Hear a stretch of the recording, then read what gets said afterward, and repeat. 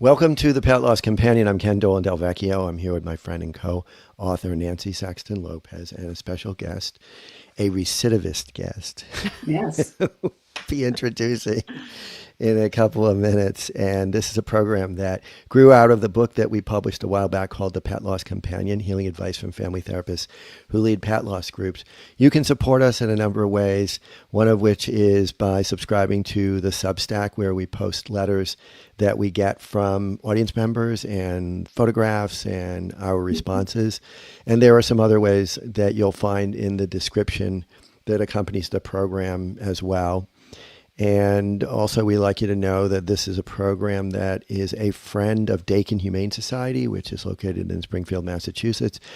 Dakin is a wonderful shelter and adoption center that also provides a whole bunch of different resources and events and programs that are helpful for those of us who have beloved animal companions. And one of the services that they provide is a cost-free Zoom pet loss support group that I facilitate the second Tuesday of every month. And you can RSVP at no cost to you using the link that is in the description. And the program runs on the second Tuesday of the month, as I said, from 6 p.m. Eastern time to about 7:30 p.m.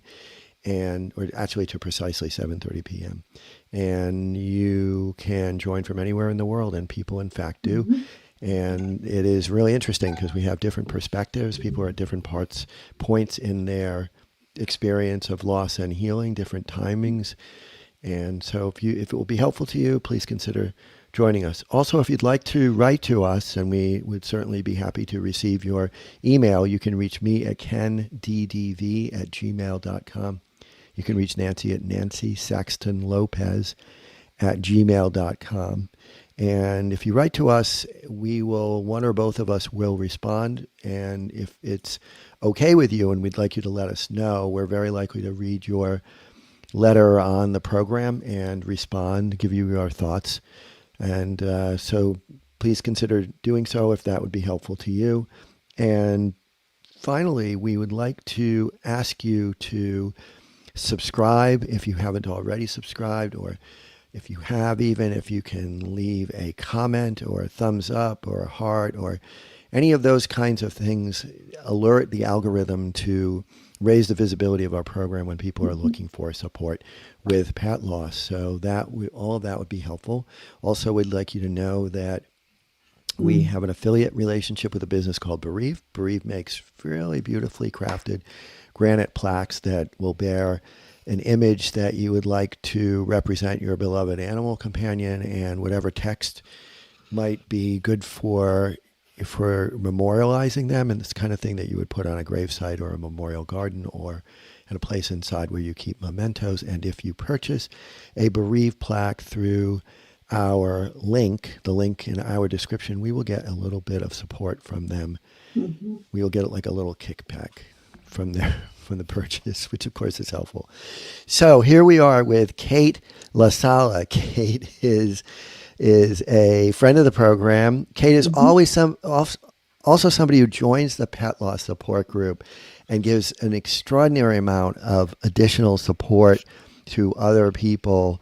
In addition, she will generally talk about her own situation, but it's always great to have you with us on the pet loss group, Kate. And here's a little more about her. She's a multi-credentialed canine behavior consultant who specializes in fear, aggression, and separation anxiety, helping people and their dogs worldwide with one-on-one remote sessions. She's also a companion animal doula who helps people navigate stigmatized losses like behavioral euthanasia and rehoming.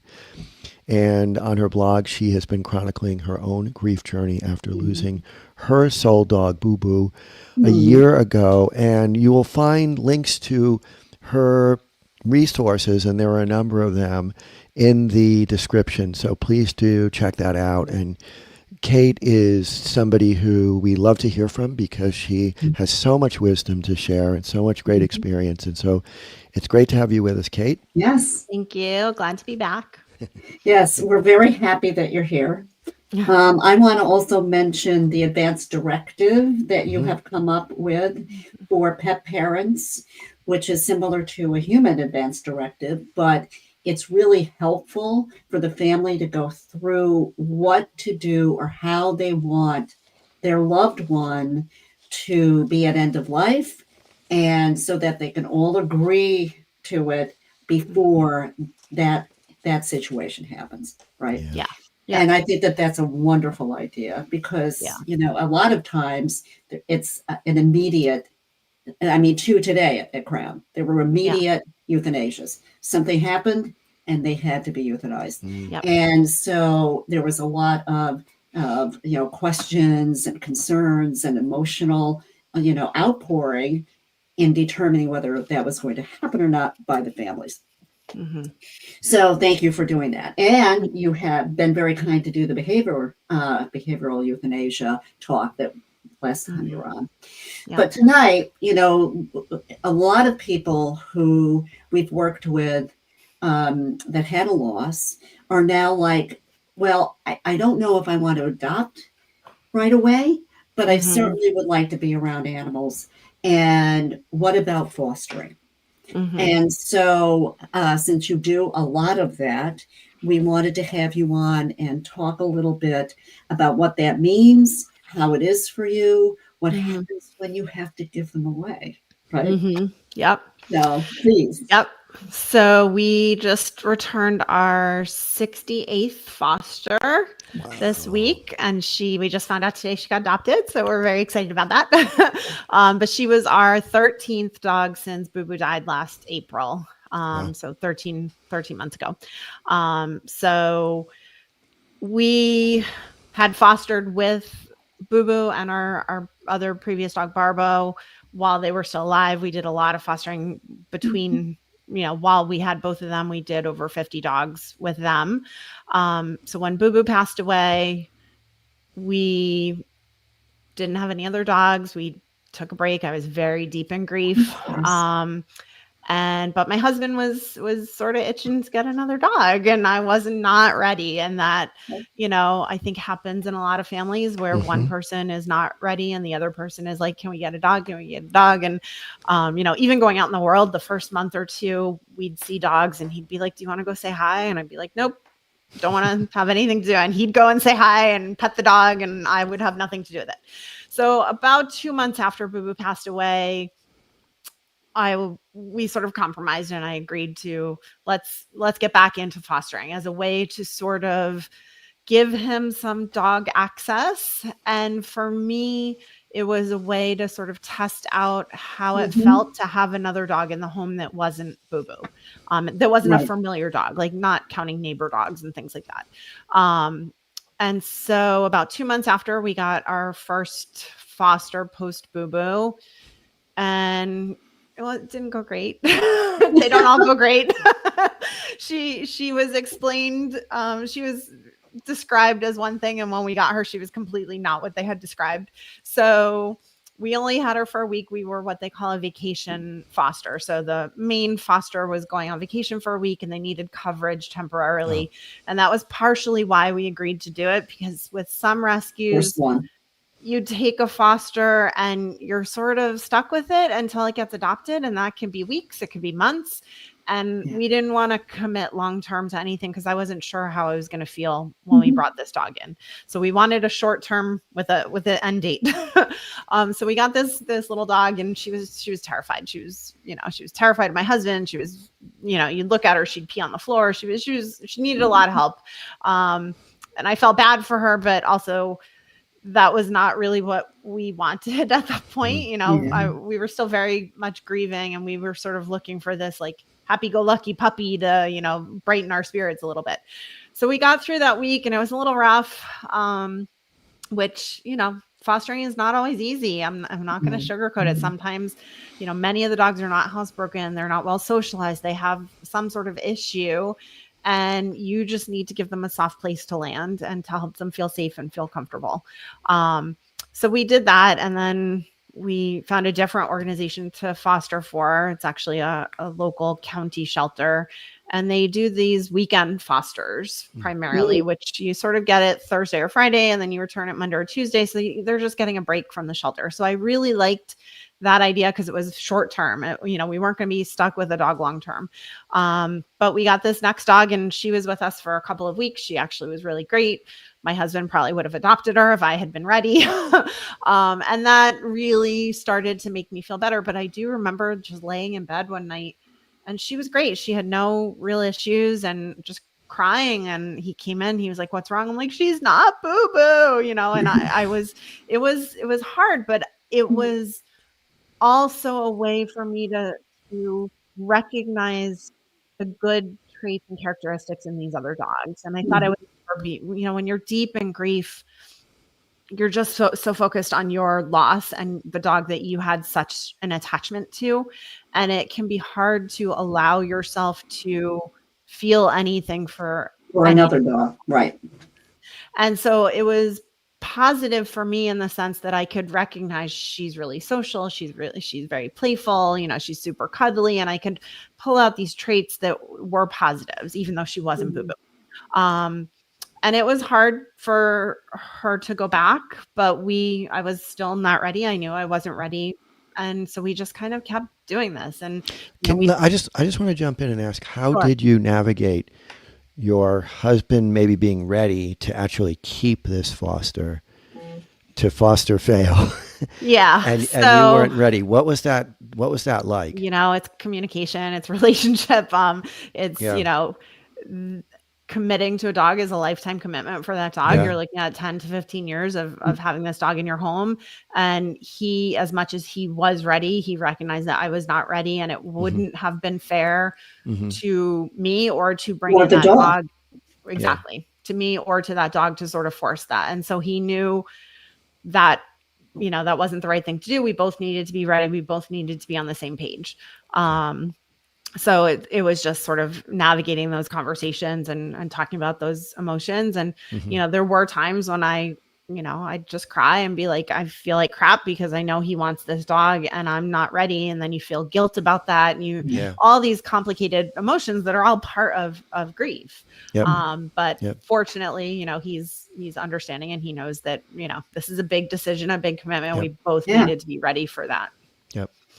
Which was really nice that you guys could do that, because I've heard situations where one of the duo just goes out and get another dog, and the other one is not ready at all. Yeah. And that really can cause. And that's not a good way to start off a relationship with that new dog. That there's going to be a barrier there right from the beginning.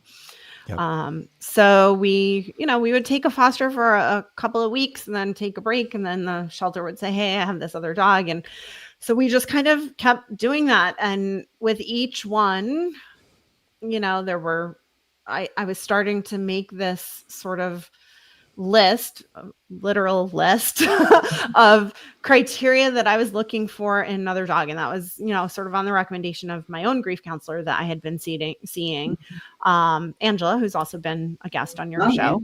And so, when we were talking about, how do you feel about these fosters and, how do you feel about maybe a future dog? And for a long time, I just sort of shut it down. But then midway through, a few months in, I started writing down a list of like all the things that I wanted in a new dog. And I came up with a list of 13 things. And we just kept fostering and fostering. And there were a few that were really hard to say goodbye to, but they weren't the right dog for us. They were great dogs, but they were not the right dog for us. And making that list and having the experience of sort of testing out all of these different dogs really helped me figure out what we needed for our family at this point in time and what would be a good fit. And about 10 months after BooBoo died in February, we foster failed with Gertie. There's Gertie, Rita. Gertie. There she is. There she is. So we foster failed with her on Valentine's Day. She was our 66th foster. Oh my goodness. Wow. And she's not anything. If I looked at a lineup, she's not anything that I would have ever picked. She's not, she's a lovely dog. She's not BooBoo, but she is not the sort of type of dog that I normally gravitate to, but she just won me over with her temperament and her personality, and she checked off literally all 13 boxes. Well, now, And now how did you, I never thought I would find a dog that checked off all of those things. yeah, what are some of the things that you had on your list? Like, of the So 13? because I'm a trainer, I had a lot of, my dogs have always been sort of my helper dogs. And so I needed a dog that I could eventually use with clients if I ever, right now I just do remote sessions, but if I ever went back to in-person sessions, I need a dog that can be tested and be a certified therapy dog so that I can do therapy dog testing. Because that's one of the things that I'm qualified to do, but I don't currently have a therapy dog, so I can't do assessments for other people to help their dogs get certified. So I needed a dog that could do that. I wanted a dog that was pro-social and friendly with strangers. I wanted a dog that was neutral or friendly with other dogs. I wanted a dog that was good in the car because we do a lot of travel and we never board our dogs. We take them, we travel with them everywhere. So she needed to be sort of road ready. I wanted her to be trainable and really motivated and eager to work and train. What were some of the other things? Oh, I wanted low grooming requirements. I didn't want something like a doodle or something that needed to be groomed every 4 to 6 weeks. That's just not I'm not going to do that. It's just not my style. So I had a mix of sort of physical criteria and temperament behavioral criteria. Certain things I was willing to work on, but there were certain things like separation anxiety that was a deal killer. I didn't want to, even though I'm a certified separation anxiety trainer, I didn't do it for you. I didn't want to do it myself. And just that doesn't fit in with our lifestyle. So, so there were, these 13 things, and that was sort of my wish list. And when we got to her, probably about a week after we had her in foster, we were both kind of looking at each other like, is this the one? Maybe, is she maybe the one? And I still wasn't really sure. I still had a lot of sort of teary, contemplations about it, but ultimately I was like, yeah, I think she's the one. I think we're keeping her. And she's not perfect. She's got a ton of orthopedic issues. If she needs surgery for everything, she's a $20,000 orthopedic dog, but we're doing. How old is she? She's about 2. Yeah, they weren't. She came in as a stray. They suspect that she got hit by a car because she has a broken hip and a fractured pelvis. And then she also has hip dysplasia and luxating patella and CCL disease. So she's kind of an orthopedic mess, but you would never know it. She runs Zoomies. She's crazy. She's amazing. And that's so cool. Good. I'm glad you found Birdie. Yeah. So we've been doing a lot of PT and exercises and, medication and keeping her comfortable, but she seems like she's fine. And so hopefully she won't need surgery.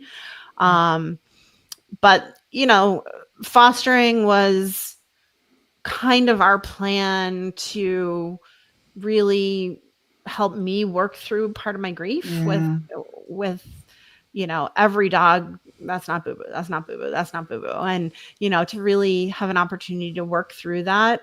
But I understand why some people are hesitant to foster. One of my resources, I just in the last couple of weeks released a Fostering 101 course, a self-paced course that you can just do on your own. You buy it through my website. But it goes, one of the modules goes through sort of the saying goodbye piece and how difficult that can be, and helping kids say goodbye and the learning opportunities that there are to discuss that with your kids. And also sort of the social media pressure. Like, you wouldn't believe the number of comments that we would get, as we were fostering, from people who I know are well-intentioned. They want to see us have another dog, but almost every dog was like, oh, I think this one's going to be a foster fill. And, especially when you're deep in grief, that's not supportive at all. That's not helpful. But many people just foster to be good people and to help dogs need. They don't Yeah. foster with the intention of foster failing. Sometimes it happens, Yeah, but of course. unsupportive comments like, "Oh, I love dogs too much, I wouldn't be able to give them back," to sort of insinuate that someone who fosters doesn't love dogs as much as you do because you That's Yeah. don't not foster. correct. It's Yeah. Yeah. kind of Yeah. asinine, right? Like, it's kind of Yeah. opposite. Yeah. So I have a whole sort of section on dealing with social media comments like that, and just Yeah, people that's sort of good. pressuring you, especially if you're in grief, like pressuring you to keep this dog when maybe that's not maybe you want that little bit of dog companionship, but you're not ready for a full-time commitment. Maybe you're not financially stable enough to have your own dog Exactly. and provide for them, but you don't want to Right. miss out on some of that companionship. Fostering can be good for all of those scenarios. So I think there's But a lot of also, people who foster for different reasons. but some fosters, I mean, the companies or the organizations have such strict guidelines for fostering that I don't know Yeah. how people do that. I don't know how they can, Yeah. So I guess that looking into that for someone is like, you want to make sure that you can do what they're That asking it's you gonna to be a good do. fit, yeah, and Yeah. and that first foster that we got after BooBoo, the one that wasn't so great, came from an organization that we haven't fostered with again, so I do think part of that was just sort of that organization's management and how they were operating, and so it is important to find an organization that fits with you, and this county shelter Isn't that it? we're fostering for now is amazing, and they're super transparent and, you know, give you all the information, they give you all the resources that you need to foster. And if Mhm. something, if this last not this last foster, but this last foster we had, she was a little rough out of the gate, and she wanted to play, and because of Gertie's orthopedic issues, we're a little protective Yeah. of Gertie playing, because we don't want other dogs like jumping on her that might hurt her. Right. And Of course. this foster had been in the shelter since March, so she was really pent up with lots of energy, and she really wanted to play. She wasn't mean at all, but she didn't sort of have an off switch. And I was like, I don't know if this is going to work with Gertie, and after a couple days, it was fine. She settled. She was just really pent Mhm. up. But, the foster Okay. coordinator was like, if it doesn't work, we'll take her back. Like, you're Yeah. not stuck with her. So it is about finding an organization that is a good fit for you and your family. Some of the breed specific rescues are really persnickety. I think kind of what you're talking Yes. about criterias, and even for adoption, some of them can be really kind of over the top. But if that's what you're drawn to, if you want to help a particular breed, you may have to decide Sure. if that's worth it for you to sort of go through that. And Kate, did you say that some fosters are, you've got the dog until there's a forever home, and others are time limited? Like, you can say, I'll foster for a couple of weeks and Yes. see how it goes, and Yep. and then maybe you'll take the dog to another foster. Is that the way it Yep. works? Yeah. So a lot of foster-based rescues in particular, they don't have a physical shelter. They don't have Right. a place to That's right. warehouse the dogs. So they rely on foster homes to keep the dog until that dog finds a home. And they're limited in the amount of dogs that they can pull from shelters and that they can help rescue based on the number of foster homes that they have.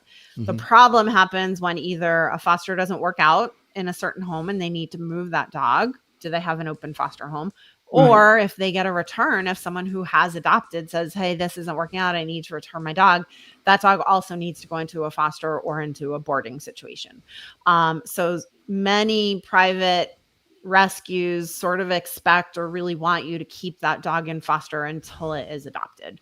But if that's not part of your ability, or you're just not available to do that, you could say, I can keep a dog for a weekend, or I can keep a dog for a week or 2 weeks, or whatever your limit is. And usually rescues are so desperate for fosters that they'll just take whatever they can get. Right. Exactly. Exactly.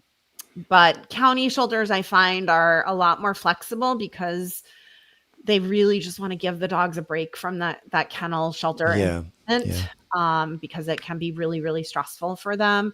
And especially the long timers, like this last dog we had, Nala, she had been at the shelter since the end of March and she hadn't gotten a break. So she had been there for 2 months.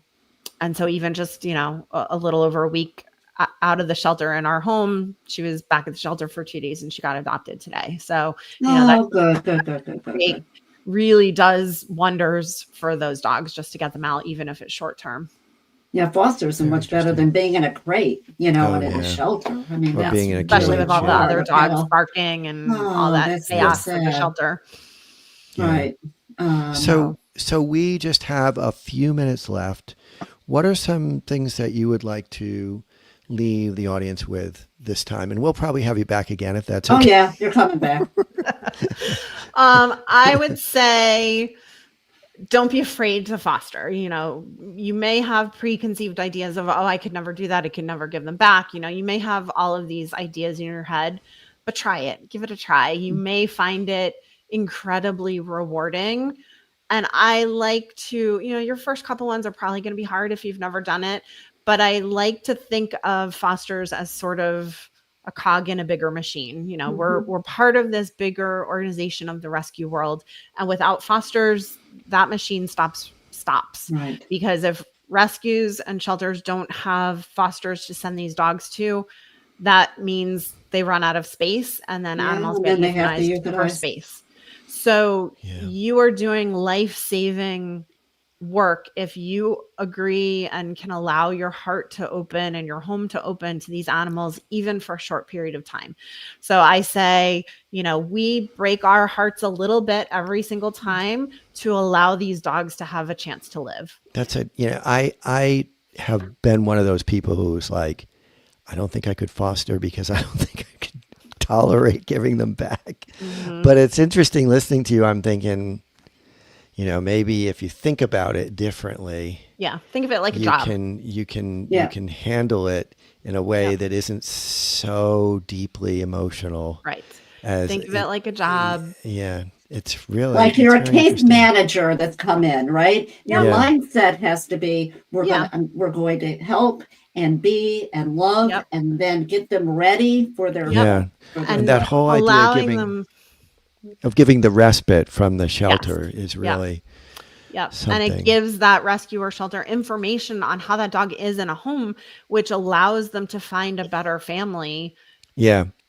That they didn't have that information before. So you're providing, pictures of a dog out, sleeping on the couch and out in the world and going to the farmer's market and, doing these normal activities with you so that people can visualize what that dog might look like in their home. So when we have a foster, I set up a Facebook photo album with all of the pictures, and then I create a little free QR code. I write up a bio and I give the shelter the bio and the QR code. So when people are visiting the shelter, they can scan the QR code and see the photo album and see the dog in all of these environments. And they can picture, I really like that dog. Look at that dog snoozing on the couch. And, they can really visualize what that dog might be like as part of their family.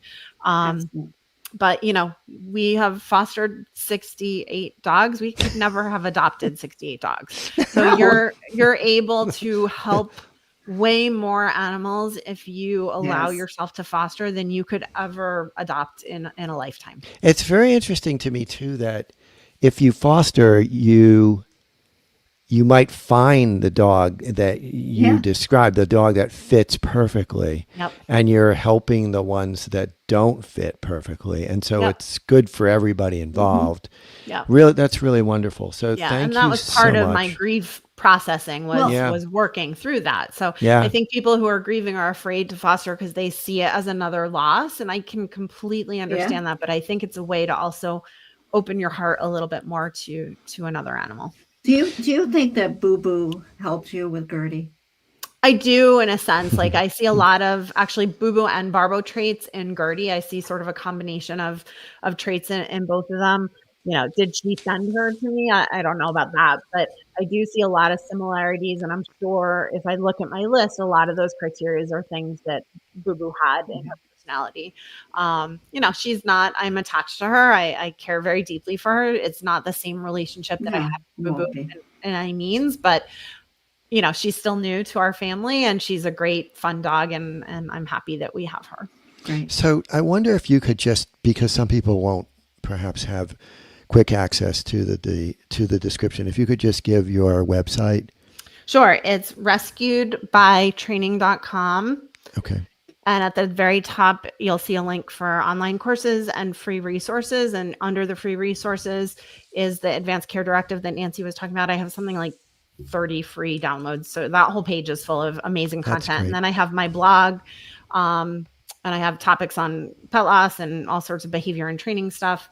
And then under the online courses, you'll find the fostering course. And I also have a free dog body language course that is available, which is a great resource also. And it's free. That's and then great. I have a couple other paid courses. Excellent. And you have your blog. I do. Yep. And so we want to say thank you so much, Kate. I do want to make a plug for something from another friend of the program, Crystal Susi. She's having a free pet loss support group this Sunday, June 1st at 11 o'clock Eastern Time. And you can learn about that at Get Crystal Clear. That's GetCrystalClear.com. If you'd like to register for that. We're going to speak with Crystal at some point in the future too. And also, again, if you find this program useful, please do leave a thumbs up or comment and or subscribe if you haven't already. It just helps to get the program in front of other people who may be helpful. And we hear all the time from people that they learned about it by just kind of looking for support and it came up. So thank you once again, Kate, and we'll talk with you again. Wonderful. All right. Take care. Sounds good. Thank you. Bye-bye. Bye-bye.